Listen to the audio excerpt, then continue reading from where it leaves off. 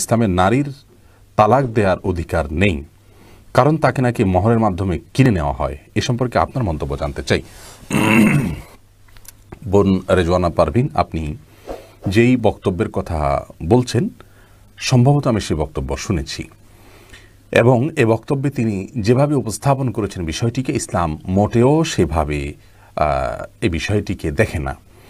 প্রথম কথা হলো যে নারীদের তালাক দেওয়ার অধিকার নেই, এ বিষয়টি ঠিক, কিন্তু নারীদের তালাক দেওয়ার অধিকার নেই এর মানে এই নয় যে কোনো পুরুষ যদি জুলুম করে কোনো নারীর প্রতি তাহলে সেক্ষেত্রে আজীবন তাকে সে জুলুম সয়ে যেতে হবে, এমনটি কিন্তু নয়।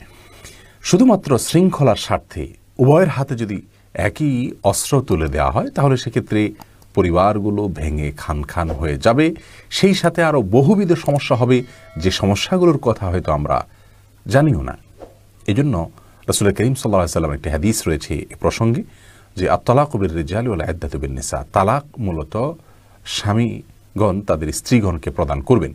স্ত্রীগণ যদি স্বামীর কাছ থেকে তালাক চান যৌক্তিক কারণে, তাহলে সেটিকে খোলা বলা হয়, অর্থাৎ বিবাহ বিচ্ছেদের আবেদন বলা হয়। স্বামী সেই আবেদনকে বিবেচনা রাখতে হবে।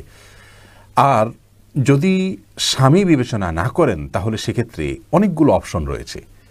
কোন অবস্থাতেই একজন নারীকে একজন পুরুষের অধীনে সারা জীবন জুলুম সহ্য করবার জন্য ইসলাম বলে না। যদি স্বামী তার যৌক্তিক আর্গুমেন্ট রক্ষা না করেন, বিচ্ছেদের উদ্যোগ না নেন, তাহলে সেক্ষেত্রে আদালতের দ্বারস্থ তিনি হতে পারেন। আদালত যদি বিচ্ছেদ করে দেয় পুরো বিষয়কে বিবেচনা করে, তাহলে সেক্ষেত্রে সেটাও ইসলামের শরীয়তের দৃষ্টিকোণ থেকে বিচ্ছেদ হিসেবে বিবেচ্য হবে।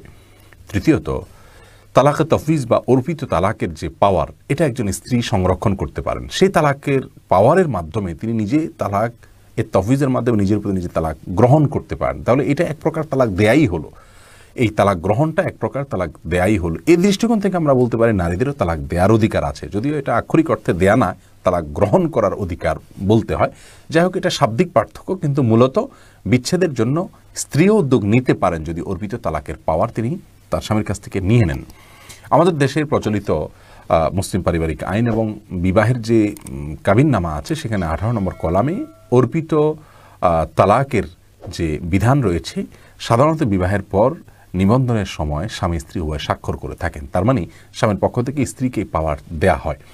অতএব বিশেষ যে শর্তগুলো আছে সেই শর্তগুলোর কোনোটি পাওয়া গেলে অবশ্যই তার স্ত্রীর জন্য নিজের প্রতি নিজে তালাক গ্রহণ করার সুযোগ রয়েছে, অর্থাৎ স্ত্রীদের তালাকের কোনো অধিকার নেই। বিষয়টা এভাবে নয়, এবং তাদেরকে কিনে নেওয়া হয়েছে, অতএব তাদের আর কিছু করার নাই। আমি কোনো কিছু কিনে ফেললে সেখানে আমার যা খুশি তা করবো, বিষয়টি এরকম। কিন্তু কোনো স্বামী কি তার স্ত্রীর পরে যা খুশি তা করতে পারেন? সে সুযোগ কি আছে? অতএব এটাকে কিনে নেওয়া বলা এটা উচিত নয়। ইসলাম কোথাও এই শব্দ ব্যবহার করেনি, যেখানে ইসলাম এরকম কোনো শব্দ ব্যবহার করে না, অতএব এটাকে কিনে নেওয়া বলা এটা কোনো অবস্থাতেই গ্রহণযোগ্য নয়। নারীকে ইসলাম যে মর্যাদা দিয়েছে সে নিয়ে দীর্ঘ আলোচনা দরকার। ইনশাআল্লাহ বিদিন আমরা পৃথক কোনো আলোচনায় সে বিষয়ে কথা বলবো।